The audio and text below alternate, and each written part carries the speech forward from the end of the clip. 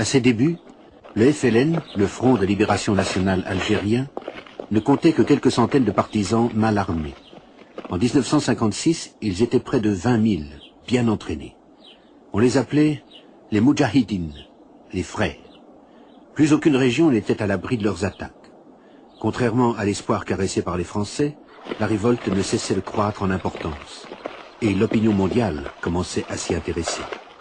Introduits à l'ONU, les chefs du FLN étaient courtisés par les capitales arabes, cela allait de soi, mais aussi de plus en plus par celles du tiers-monde. Enfin, des rumeurs commençaient à circuler à propos de méthodes douteuses employées contre la population civile par l'armée française. La guerre d'Algérie entrait dans une nouvelle phase, une phase pleine d'amertume.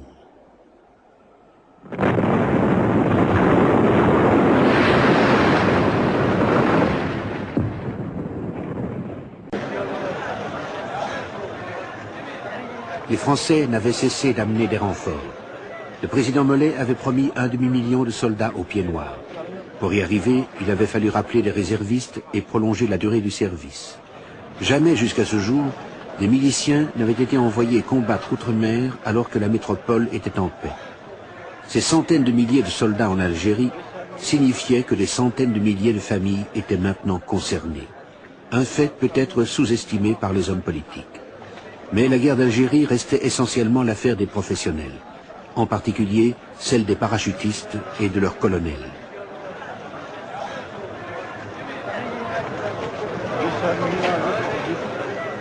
They came to Algeria with the whole Indochina experience behind them. They lost that war. Many of them had been imprisoned by the Viet Minh at the end of the Indochina War, and they seemed to have the answers, or some answers.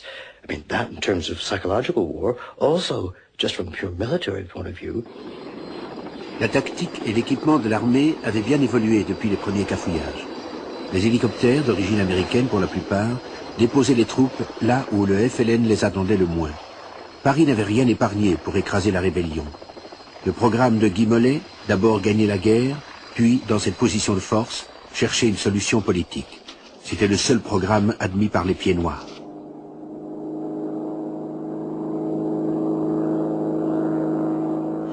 Pour permettre aux professionnels ces missions choc, le reste de l'armée, composé de miliciens, cantonnait dans les villes et les villages, surveillant les voies de communication, protégeant les usines et les centrales contre les sabotages. Tâche ingrate mais bien nécessaire. Mais cela voulait dire que les vrais combats étaient le fait de la Légion étrangère et des paras, surtout des paras. Au début, les missions consistaient à dénicher les cachettes d'armes et à détruire les villages. Du moins, si on en croit les caméramens de l'armée française, car les autres journalistes n'étaient pas autorisés à se déplacer librement, ni à filmer ce qu'ils voulaient. Les opérations de maintien de l'ordre, comme on disait alors, ne différaient guère des campagnes coloniales traditionnelles. Officiellement, la France n'était pas en guerre, ce qui signifiait que ces règles pouvaient en être ignorées par les deux camps, et que l'étranger n'avait pas à s'en mêler, même et surtout les Nations Unies.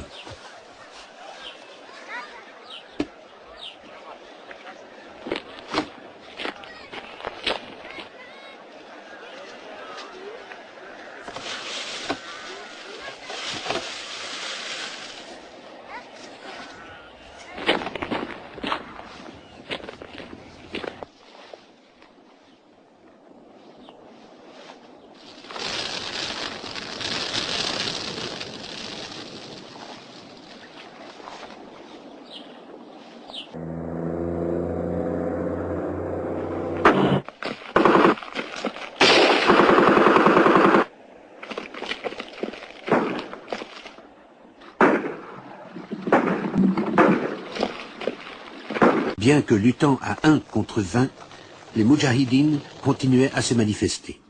Leur équipement s'améliorait lui aussi. Il avait plusieurs sources. Curieusement, malgré tout ce qui se prétendait alors, l'Égypte de Nasser en fournissait bien peu. Mais Paris restait convaincu que la révolte avait été organisée par le Caire et était soutenue par l'argent arabe. Une conviction qui poussa la France à s'allier à la Grande-Bretagne dans l'entreprise malheureuse de Suez.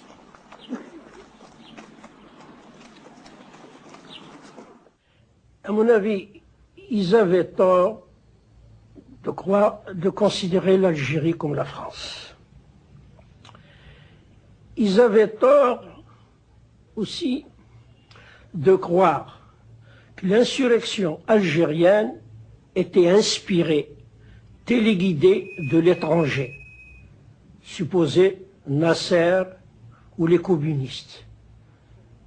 Ils voyaient dans l'insurrection algérienne la main de Nasser et l'œil de Moscou. C'était absolument faux. Absolument faux.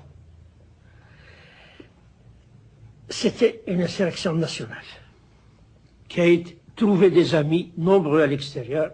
C'était une insurrection authentiquement nationale et exclusivement nationale. Weapons were easy to get all over the world. You know, the market is open. The problem was really transportation and, moreover, more than anything else, smuggling in the weapons. And this was conducted, I would say, very brilliantly by a number of young men at the time.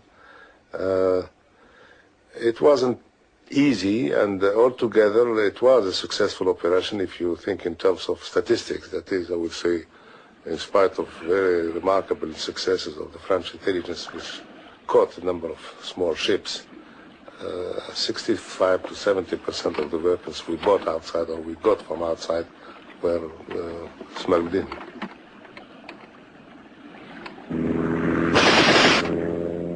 Grâce à ces nouvelles armes, les attaques du FLN se firent plus audacieuses. Les avions d'observation en firent l'expérience.